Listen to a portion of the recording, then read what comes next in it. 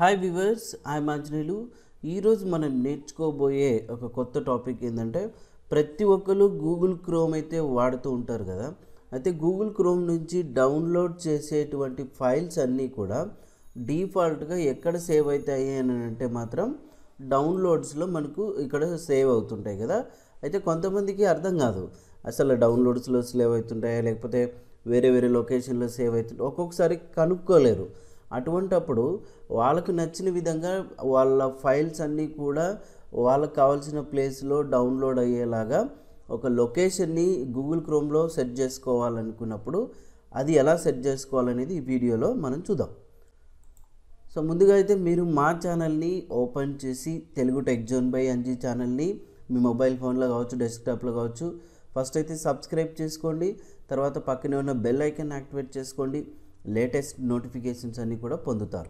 చూడండి, సో మీరు ఆ ఫైల్ డౌన్లోడ్ యొక్క లొకేషన్ చేంజ్ చేసుకోవాలనుకుంటే గూగుల్ క్రోమ్ ఓపెన్ చేసిన తర్వాత ఇక్కడ సో 3 డాట్స్ ఉన్నాయి కదా ఇక్కడ చివరిలో.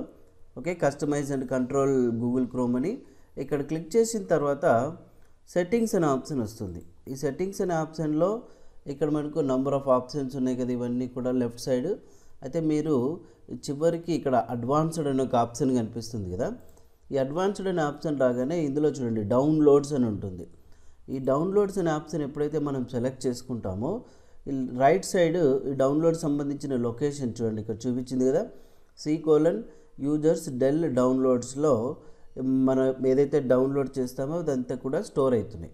ఓకే, సో ఒకసారి మీరు ఇక్కడ ఆ లొకేషన్ వద్దు, వేరేది చేంజ్ చేసుకోవాలనుకుంటే చేంజ్ లొకేషన్ అని పెట్టారనుకోండి, ఇక్కడ మీరు లోకల్ డిస్క్ Dలో సంథింగ్ ఈలోనో ఓకే Fలోనో ఏదో ఒకటి సెట్ చేసుకోవాలనుకున్నారు.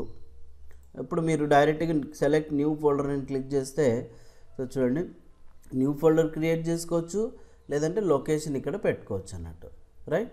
సో ఈ కింద ఇప్పుడు మనకు కనిపిస్తుంది కదా, ఇందులో డౌన్లోడ్స్లో ఇక్కడ చూడండి ask where to save each file before downloading అని ఉంటుంది.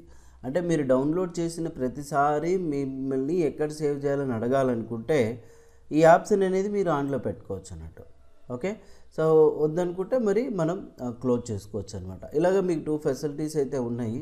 కొంతమంది అయితే దీంతో కన్ఫ్యూజ్ అవుతున్నారనే ఉద్దేశంతో ఈ వీడియో అయితే చేయడం జరిగింది. ఒకవేళ మీకు ఈ వీడియో నచ్చినట్లయితే తప్పకుండా మా ఛానల్ని సబ్స్క్రైబ్ చేసుకోండి, లైక్ చేయండి, షేర్ చేయండి. Thank you.